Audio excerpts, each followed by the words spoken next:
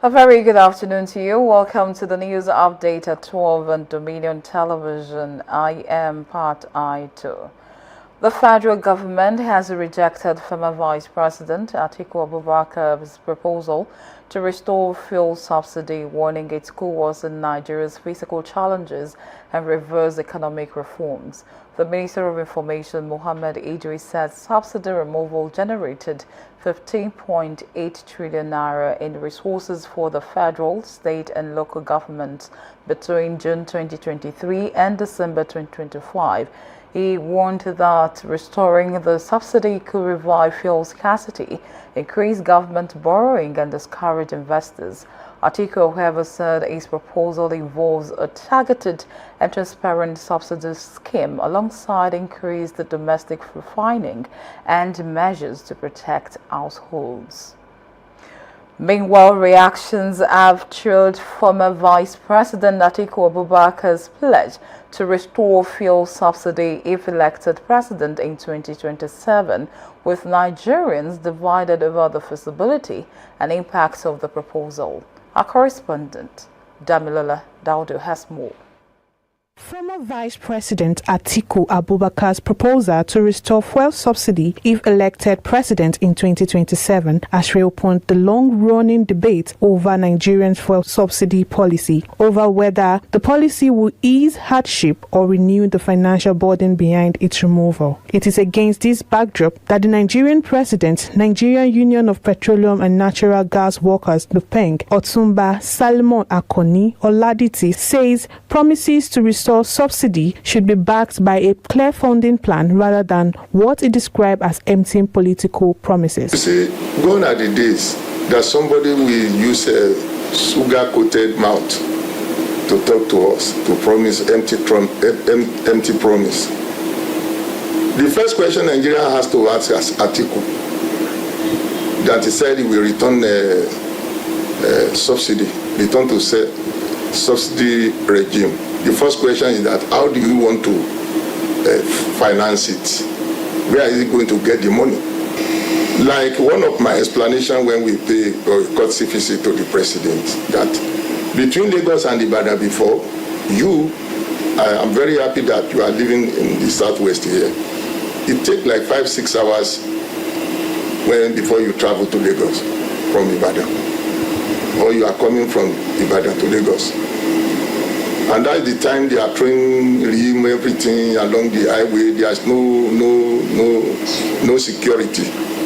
But presently, you can bear with me. You are living witness that between Lagos and Ibadan now is under 1 hour. And what are we talking about? All the advanced countries that we are praising, like America and United Kingdom, move from New York that you want to go to Washington, you have to pay toll gate. Almost every state you want to cross, you have to pay. But you enjoy your money.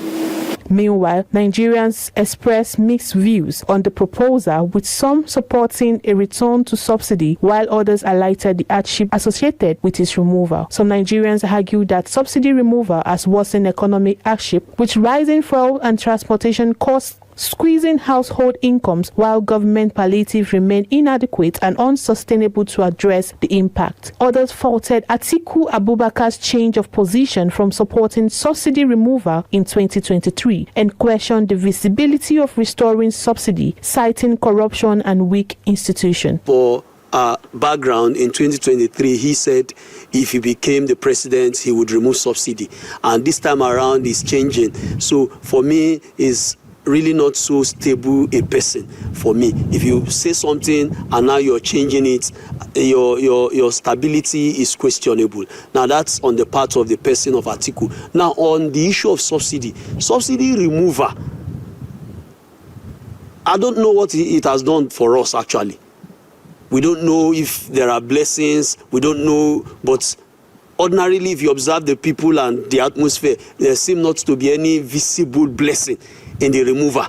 So subsidy in itself is good, but the practicability of it in Nigeria within the contents, the current framework of Nigeria and its contents. At the vulnerable and the poor, would be able to enjoy dividends of democracy. Now, when subsidy is removed in such system where you have endemic poverty, institutional corruption, then you know that the poor in such society, they have no life, they have no hope, they have no hope. Government can come out to say we have spent these billions of money to do poverty empowerment, alleviation program and all of what have you. But how sustainable is a bag of rice, a carton of oil and all of that? People, a family of 5 can consume that in 1 or 2 months. And government would be all over the media saying we have spent this, we have done this for the people. So when you talk about the real sustainability, it's about formulating policies that would directly impact on household finances and personal income. As the debate over fuel subsidy continues, many Nigerians say the greater challenges is ensuring that which policy is adopted must deliver lasting relief, economic stability, and a better standard of living. Damilola Daudu reporting for Dominion News. The Central Bank of Nigeria, CBN, has intensified scrutiny of banks' assets and earnings, delaying the release of half-year 2026 financial results by major lenders. Some banks said they will miss the August 29 deadline as they await final CBN approval of their audited reports, while others assured the Apex Bank that they will release the results by October 9. Meanwhile, the CBN's increased revenue review followed the completion of the banking sector's recapitalization. The Apex Bank is assessing whether banks' assets and earnings remain sustainable, particularly as the lenders prepare to declare interim dividends to shareholders. The Nigerian Air Force said it intensified aerial bombardment against terrorists operating in Sokoto State and other parts of the northwest, disrupting their activities and limiting their freedom of movement. NAF spokesperson Air Commodore Eyime Ejodame said the strengthening air operations are also improving surveillance and providing effective support to ground troops in the joint operations area. He said air power is particularly important against terrorists and bandits who exploit difficult terrain and mobility to evade ground forces. The chief of the air staff stressed that Nigeria's evolving security situation requires timely intelligence, rapid air response, and close coordination between air and ground forces. The NAF added that it will maintain the pressure as part of efforts to locate and degrade terrorists and bandit groups in the northwest. About 300 shops have been destroyed by an early Monday morning fire at the popular Oroyan market in Ibadan, northeast local government area of the state. The blaze reportedly started around midnight and affected traders dealing in gold, furniture, second-hand clothes, and other goods. Eyewitnesses described the incident as devastating, with traders counting heavy losses from the destruction, although the exact number of shops destroyed is yet to be officially confirmed. The Oyo State Fire Services Chairman Moruf Akiwande confirmed the incident, saying the fire started in the middle of the night following an explosion, adding that authorities are expected to assess the full extent of the damage and determine the cause of the fire soon. On the foreign scene, at least 30 people have been killed after a massive pile of rubbish collapsed at Conakry's largest landfill in Guinea after a heavy overnight rain triggered a landslide that buried people and destroyed several nearby homes. Authorities said 6 people were seriously injured while emergency teams launched a search and rescue operation for possible survivals.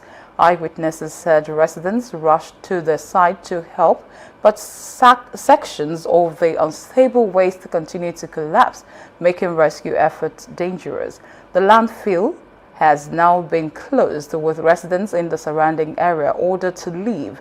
However, many people were still living nearby when the collapse occurred, highlighting the dangers of Conakry's long-standing waste management problem.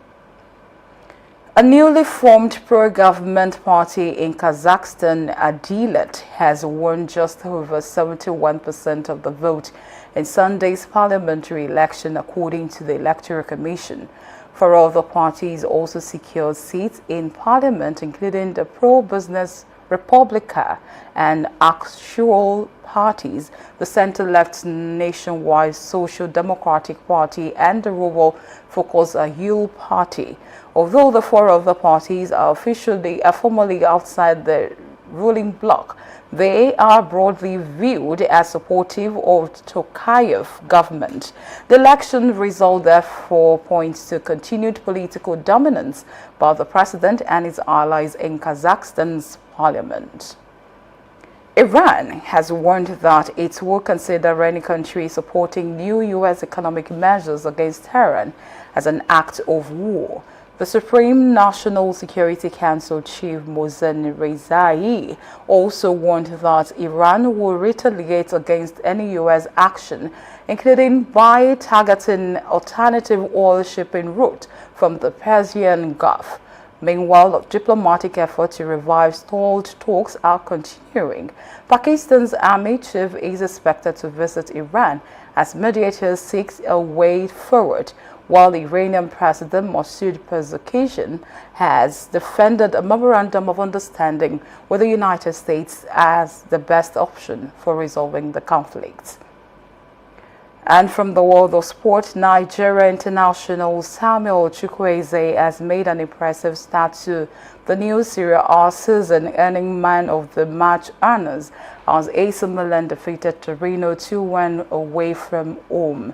Playing in a converted right wing-back role, Chukwueze provided the assist for Milan's second goal and created 4 chances, the most by any players in the game.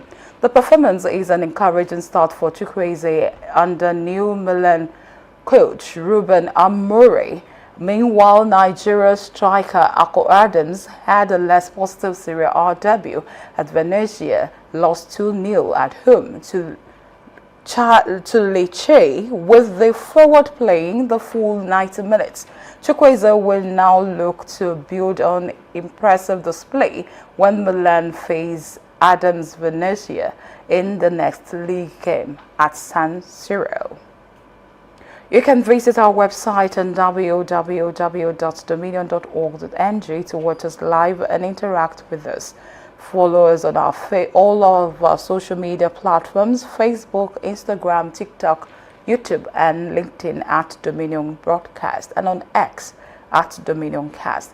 And that's end the news updates on Dominion Television. I am Pat I2.